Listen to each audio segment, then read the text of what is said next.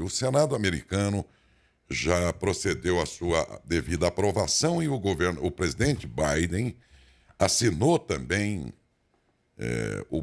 a lei que proíbe o TikTok naquele país, nos Estados Unidos, sob a alegação de que o TikTok poderia ser uma ferramenta para o governo chinês acessar dados dos cidadãos americanos e argumentando esse risco, entre outras razões, eles então deram lá como alternativa para a TikTok a possibilidade que, tudo bem, se esse controle, se esse comando, se a propriedade do TikTok nos Estados Unidos for de algum americano ou de empresa americana, tudo bem, do contrário, ele tem um tempo, os chineses, que são os donos, terão um tempo para isso, ou então deixar de operar com esse aplicativo tão utilizado naquele país. É, Parece que essa informação se restringe só ao interesse americano, da população americana, mas nós estamos vendo embates aí, também o Brasil não está fora disso, que é exatamente a questão da soberania e legislação de um país em relação a essas atividades das grandes, das big techs, como são chamadas, e que tem uma extensão global e chegam numa rapidez avassaladora e os países têm lá suas restrições, às vezes, da própria legislação. Tem uma série de conflitos aí acontecendo, a meu ver, em parte também por falta de uma legislação mundial, se é que é possível, e que estabeleça regras mais claras na convivência dos povos, seus costumes, suas leis de cada país, como uma multinacional que opera em 20 países. Ela tem toda a sua filosofia, todo o seu jeito de trabalhar, os seus negócios, mas ela se ajusta muitas vezes a cada país onde ela está sediada. Naturalmente que é assim. Ela não pode ser maior do que o Estado de Direito de uma nação inteira. E isso tem, inclusive, mostrado conflitos do Elon Musk com o a suposta defesa brasileira aí pelo ministro Alexandre de Moraes. Eu não vou entrar nessa questão, porque tudo vira torcida, vira um fla-flu, Corinthians e Parmeira aqui no Brasil, né? Só falta ocasião para que alguém erga uma bandeira. Ele nem sabe quem está defendendo direito, mas eu não gosto daquele cara, então eu sou contra, então vou do outro lado. Não é essa a discussão. Isso aí é coisa para a galera. Como no futebol, a galera pode ter emoção, mas os dirigentes dos times, o árbitro de futebol ali, tem que ter uma postura baseada na razão. Essa é que nós temos que trabalhar sobre ela. Agora, a torcida já é uma outra questão. Porque os Estados Unidos estão fazendo isso sob a alegação, ainda que não seja só isso, do interesse nacional. Goste, concorde ou não. Mas e a gente aqui, como é que fica? Também tem todo esse contexto que a gente vai tratar aqui hoje com o Dr. Alexander Coelho. Ele é especialista em Direito Digital e Proteção de Dados. Dr. Alexander, muito bom tê-lo com a gente. Bom dia. Alô, Dércio, bom dia. Tudo bem? Está chegando muito bem, Como sua vai? imagem, seu som, está tudo muito bem. Bom dia. Bom dia, tudo bem? E você? Sempre um prazer falar com você e com todos os ouvintes aí da TVM. Eu fiquei aqui pensando, por isso fiz a introdução, preocupado com isso, porque o nosso programa é dedicado às questões nacionais, quando envolve a todos, e, sobretudo, a informação local e regional. E, de repente, o tema que desperta aqui a conversa com o senhor é de ordem americana. E é muito. O que vocês estão tratando sobre isso? Nós estamos tratando sobre algo que nos afeta também, não é, doutor? Ainda que não seja na restrição a TikTok, que é, por enquanto, uma particularidade só dos americanos, né? Sem dúvida, Dércio, você fez uma ótima introdução. A bem da verdade, é um assunto muito novo, né? Proteção de dados, a lei é recente e essa questão com a preocupação dos nossos dados, com soberania, com transferência internacional de dados, é uma preocupação mundial. Então, nesse caso aí recente do TikTok, o que ocorreu? Desde o governo Trump já existia, Daércio, uma preocupação com a transferência internacional dos dados, né? Com essa, principalmente relacionado a um problema de segurança nacional. Então, o que acontece? O Trump ele tentou acertar com esse projeto restringindo a entrada do TikTok nos Estados Unidos por ser uma empresa de controle chinês. O projeto na época do Trump não foi para frente. Já o governo Biden utilizou aí uma manobra política para aprovar esse projeto. O que ele fez? Ele colocou ali, ele inseriu no texto legal uma ajuda humanitária a alguns países que estão em guerra, como o caso da Ucrânia, Síria. Com isso, ele teve aí a comoção do Congresso e aprovou esse projeto, ainda mais num ano eleitoral, né, Dércio? Então, assim, foi muito interessante para ele.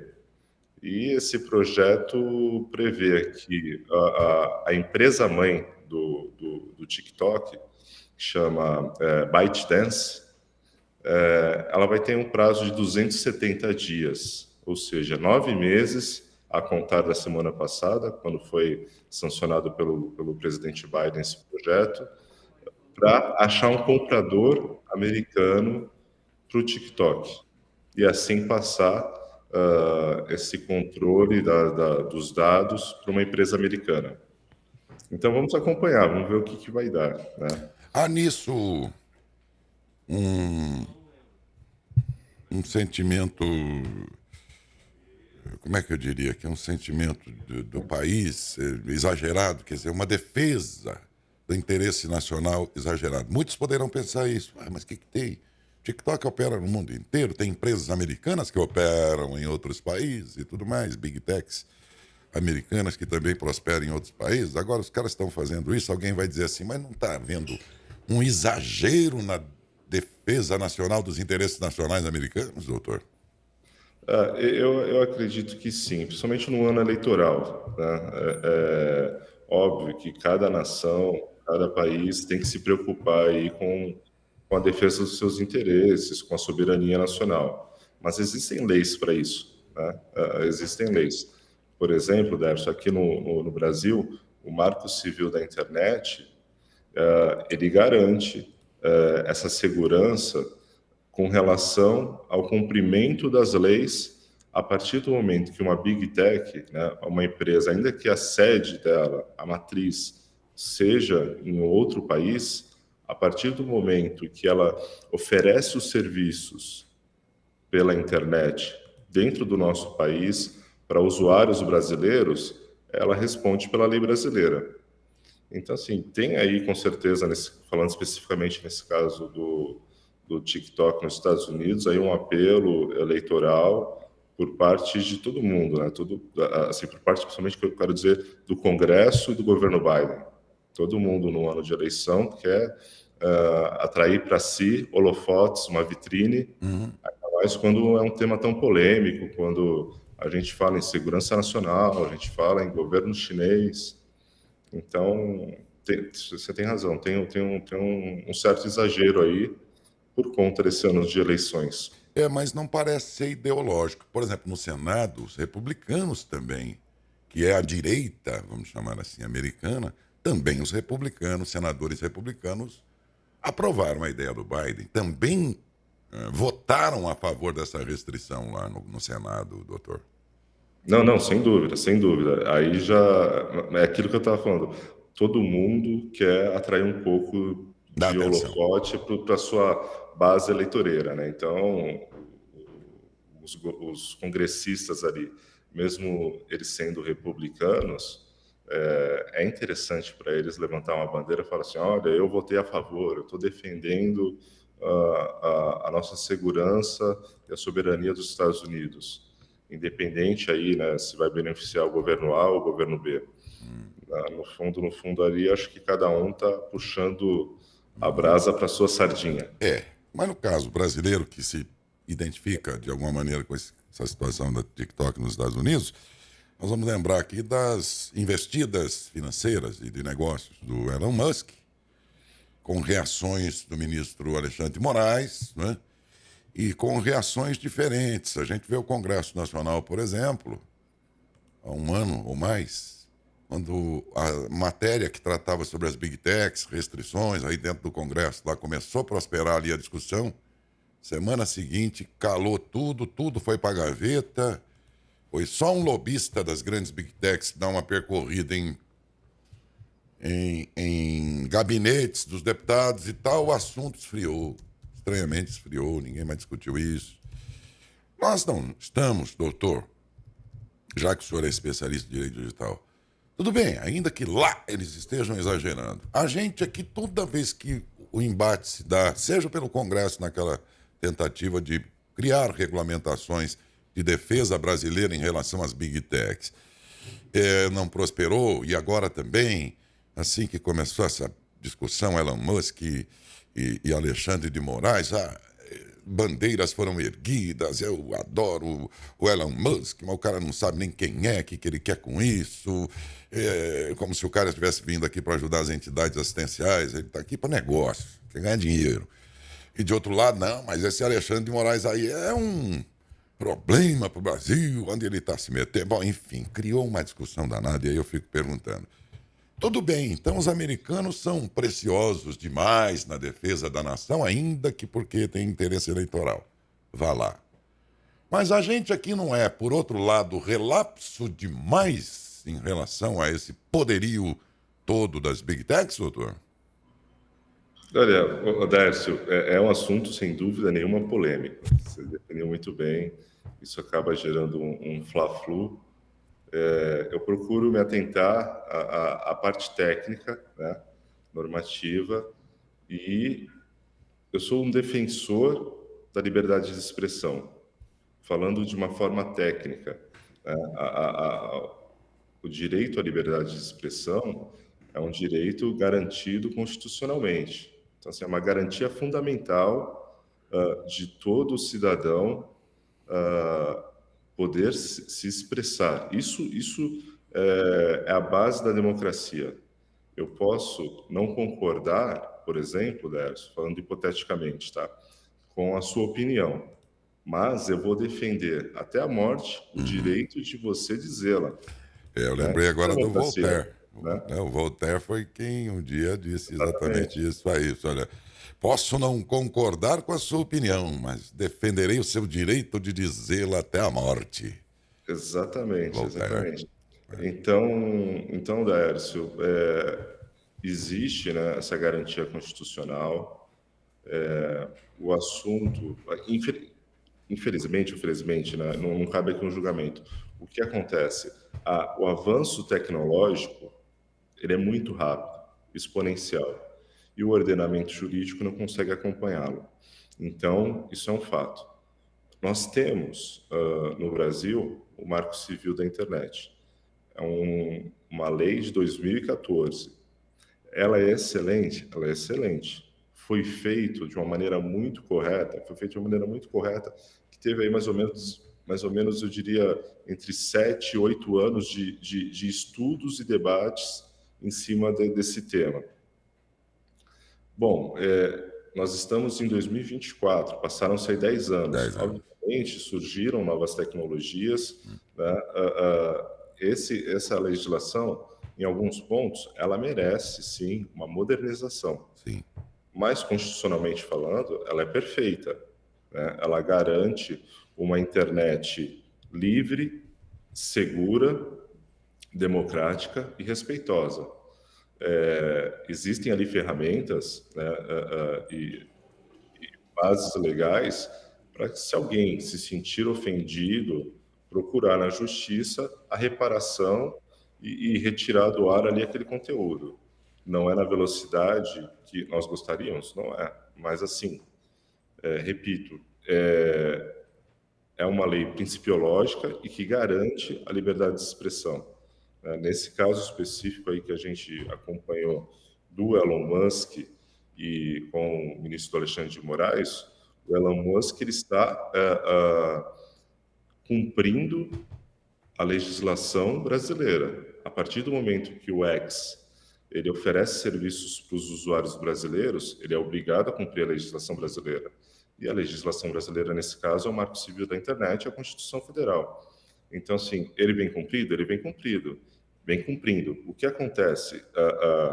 Ele seria obrigado a retirar alguma conta do ar, a banir algum tipo de conteúdo? a partir do momento que existisse um processo judicial que cumprisse aí todas as etapas, né, que a gente chama de devido processo legal, garantindo o direito da ampla defesa, o contraditório, né? Isso não ocorreu. O que tem ocorrido é uma investigação, um inquérito instaurado pelo próprio STF, né? Que aí a gente já pode entrar até em outras celemas, se isso é questionável ou não, isso é uma atribuição do STF ou não, né? O STF ele tem que garantir o cumprimento da Constituição Federal, ponto. Ele tem essa competência para instaurar inquérito, ele mesmo faz o pedido, ele mesmo investiga, ele mesmo julga. Não estou entrando aqui nesse mérito, mas ao rigor da lei, falando tecnicamente, o Elon Musk está seguindo o Marco Civil da Internet e seguindo a Constituição brasileira. Bom, agora, assim, eu não acho que nós sejamos relapsos com relação a isso. O que existe, sem dúvida, é uma diferença cultural muito grande, né? Entre Estados Unidos, Brasil, entre a Europa e Brasil, principalmente, porque lá na Europa, eu acho que até a gente já falou isso em outra entrevista, a cultura do europeu com relação à sua privacidade é muito maior, né? Você, por exemplo, não vai na casa de um europeu sem ter agendado um horário, sem ter marcado. O povo latino brasileiro é um povo mais aberto, mais né? Assim, você vai na casa de qualquer um, a qualquer momento, enfim. Então, assim, essa preocupação e esse cuidado com a privacidade, isso acaba também refletindo no ambiente digital, principalmente aí nas redes sociais, dentro aqui do Brasil. Que aí nós estamos falando de serviços servidos a um planeta todo, quer dizer, uma coisa muito... Daí vem a minha pergunta. Nós temos aqui o marco, outros países já devem ter alguma legislação aí tratando sobre esse negócio que atravessa a fronteira sem passar pela alfândega, que tudo isso passa, né, através da internet, e há coisa boa que chega, mas também pode ser perigoso em algum momento, então você tem que ter leis que defendem tudo. Bom, aí vem a minha pergunta. Guardadas essas diferenças culturais, não há como ter uma legislação mundial a que todos os países e corporações sejam submetidos, e até mesmo para isso, como nós temos o Tribunal de Haia, que decide situações, direitos ainda supostamente assegurados aí depois de processos que correm dentro dos países, tudo mais, há um último recurso, dependendo do tipo de processo, para o Tribunal de Haia, que é um tribunal mundial que decide aquilo que a justiça em cada país decidiu. Bom, se estamos falando de algo global, assim, tão influente, grande, e com tendência a ser cada vez mais forte ainda sobretudo com o advento da inteligência artificial e tudo mais, quer dizer, é um universo que nós não vamos abrir mão dele, não é um modismo, que vai acabar daqui 2 anos.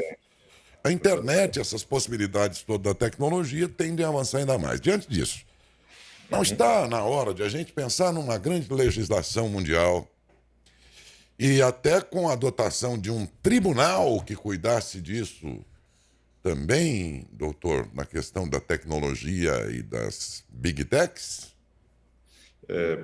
Dércio, eu acho que seria um mundo ideal, né? A gente ter essa harmonização global, que todos os países vivessem aí de uma maneira cordial, né? E respeitosa, de forma recíproca. Mas, infelizmente, não é o que nós temos, né? Então, assim, o que nós temos? Leis, não são todos os países que criaram aí uma legislação com relação à proteção de dados. A gente, aqui no Brasil, a nossa lei ela é de 2018, depois teve aí um período que a gente chama de 2 anos de vacatio legis, que são para as empresas se prepararem, aí depois isso acabou terminando em 2020, aí veio uma pandemia, se prorrogou por mais um ano, enfim. Cada país, né, e aí, por exemplo, quando a gente olha para a Europa, existe um bloco econômico, a zona ali do euro, o bloco europeu, eles, por essa cultura, eles criaram uma lei muito bem feita, que é a GDPR de 2016. Nós aqui no Brasil, por termos relações comerciais com a Europa, nós, de uma certa maneira, fomos pressionados, né, mas no bom sentido, para termos nossa regulação, né, para que nós pudéssemos ter uma regulação relacionada à proteção de dados, porque a GDPR lá na Europa previa que as empresas europeias com sede na Europa, ainda que oferecessem serviços em outros países ou se relacionassem com outros países, que buscassem países com um padrão mínimo de segurança de dados, que tivesse algum tipo de regulamento. Por isso teve aí uma questão, um lobby muito forte em Brasília para a gente também se adequar, para a gente também subir esse patamar. Então, assim, é difícil ter uma lei global, algo que pudesse prevalecer para todos os países. O que existem? Leis locais, como a GDPR na Europa, a nossa Lei Geral de Proteção de Dados aqui no Brasil. Para você ter uma ideia, nos Estados Unidos não existe uma lei geral, né? O que existem alguns estados americanos com algum tipo de lei que protegem os dados, mas é uma minoria ainda. Eu diria que em torno de 30% a 40% dos estados americanos tem algum tipo de legislação nesse sentido. O Congresso recentemente tentou fazer algo parecido com o que a gente tem aqui no Brasil, de Lei Geral de Proteção de Dados, mas ainda está em estudo, não foi aprovado. E aí, a partir do momento que existem essas zonas, né, o Bloco Europeu, o Brasil, se tiver uma nos Estados Unidos, o que pode existir são tratados internacionais de cooperação visando essa garantia de uso dos dados. Mas, repito, Décio, e você também comentou isso na introdução, é um assunto muito novo, é uma coisa recente, né? As leis são aí dos últimos 5, 6 anos e é um caminho sem volta, né? Nós estávamos acostumados com o nosso mundo analógico, físico, de relacionamento, olho no olho. Hoje em dia, está tudo aqui. Não tem tudo que existe no analógico migrou, de certa forma, para o digital. E vai ser cada vez mais. Não é uma tendência, como você bem disse, não é um modismo, é simplesmente uma evolução.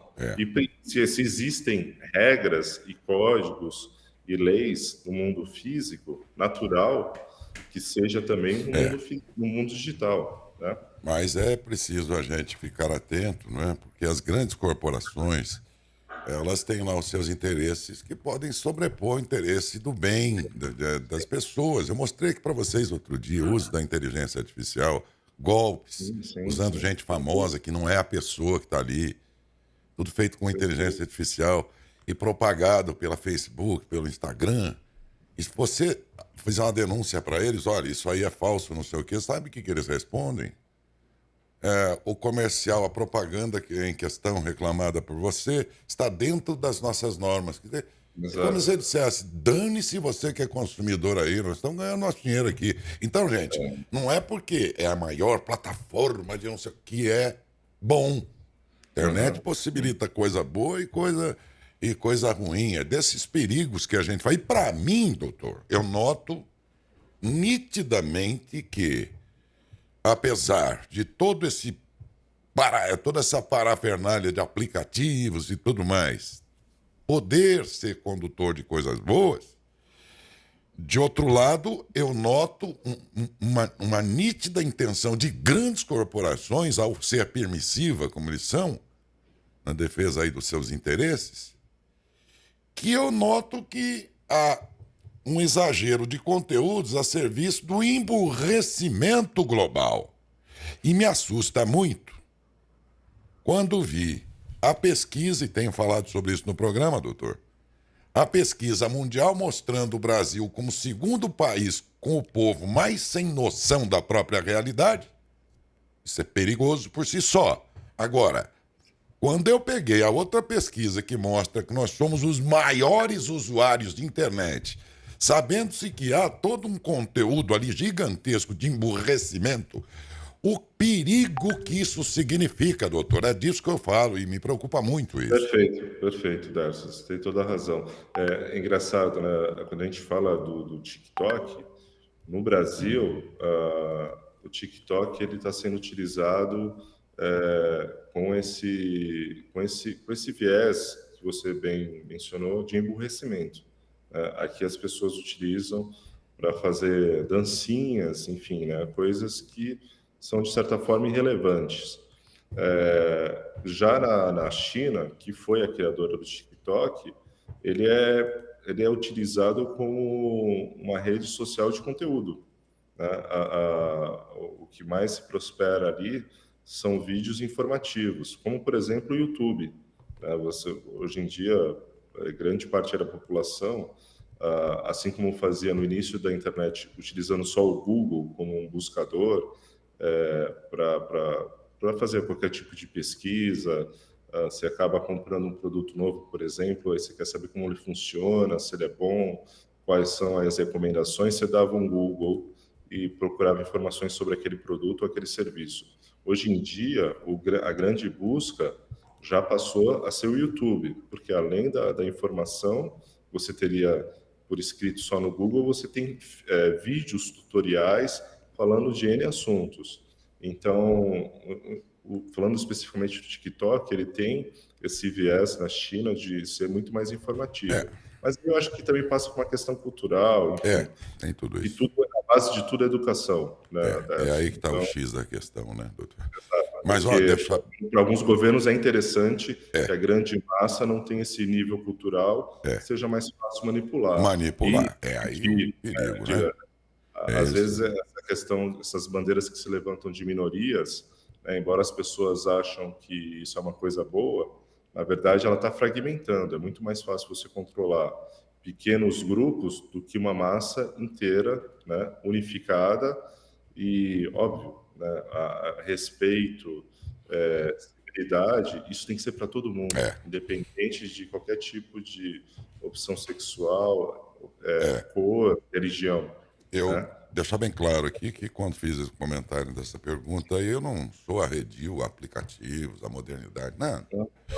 A minha preocupação é que a gente tenha, de alguma maneira, algum controle disso tudo, porque senão eu acho que pode ser muito ruim e irreversíveis os danos. É só nesse sentido, só não deixar de existir, mas ter um certo olhar aí atento, defesas da lei, enfim, do aparato que cada país tem, como os Estados Unidos estão fazendo, e ficar de olho, porque se deixar assim, olha, abre as portas e entra na tua casa, como você aí, quer dizer, um amigo do teu filho novo, você no mínimo vai querer saber, deixa eu ver com quem meu filho está andando. Não é proibir a amizade, mas você vai querer saber primeiro. Bom, não é assim na vida da gente. O país, diante de toda essa diversidade de possibilidades, também tem que ter um olhar aí com certa atenção, porque que há um interesse aí corporativo de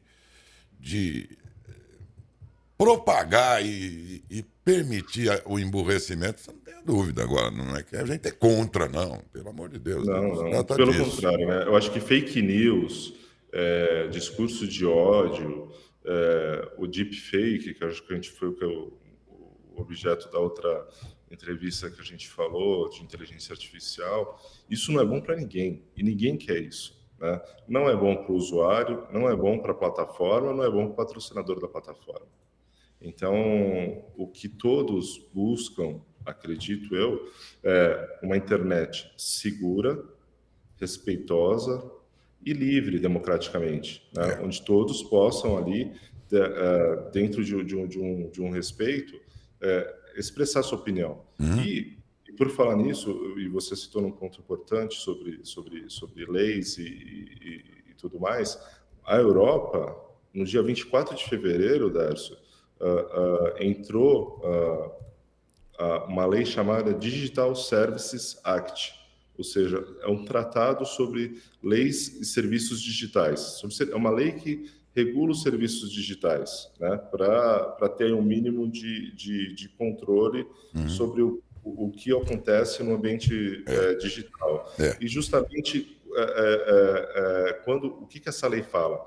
Por exemplo, se você é um usuário de uma determinada plataforma, de uma rede social, você achou ali algum post que pode ser ofensivo, que pode ser deepfake, que pode ser discurso de ódio, você vai ter, cada plataforma tem que ter um canal, né, uma ouvidoria ali de denúncia, e a partir do momento que ela recebe uma informação, uma denúncia de um mero usuário, seja ele quem for, ela é obrigada a pegar aquele conteúdo e suspender para que seja Ok. analisado, É, entendeu? pois É é. o mercado se autorregulando. É isso Porque aí. é Vai ter que temeroso ser a gente assim. ter também passar esse poder de decisão única e exclusivamente para a plataforma, até porque tecnicamente isso é inviável, são milhões e milhões, bilhões de dados e de posts inseridos diariamente, tecnicamente não tem como É. fazer um senso crítico que isso é bacana. É, Então, isso é nem eles feito. têm, né?